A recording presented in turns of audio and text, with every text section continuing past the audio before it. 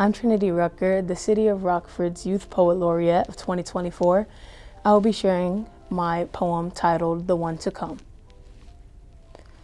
Looks and stares, glares in return, burning buildings, fire alarms, men's voices that are stern.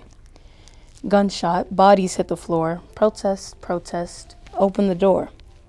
Open it for the one to come. Do you know who I'm talking about? Only some. I speak of the Messiah, Messiah, the one who is and is to come, the Savior. At his wrath, no one can run. If you have ears, hear, listen when he speaks. Earth flooded with sin, there must have been a leak. Are you on the ship, the one that doesn't sink? Or depart from me, for I never knew you, of sin you reek.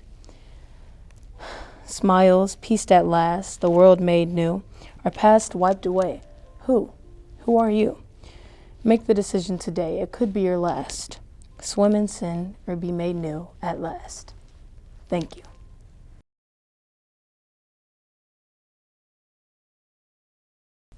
During 2020, with the world in such a horrible state, I had experienced a lot of loss of family members and eventually lost myself. And at the time, when I discovered poetry, I used it as a coping mechanism. And as I've gotten older, I've realized just how much potential our words hold. And it's just an amazing thing. A book of poetry I would recommend is Long Way Down by Jason Reynolds. It is about a teenage boy who had recently lost his brother to a homicide. And at the time when I discovered the book, I could very heavily relate to it because I had just also lost my brother from a homicide.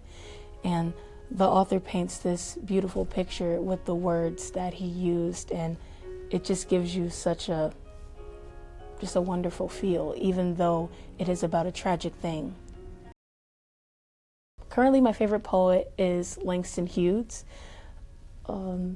because I believe that our poetry is kind of similar.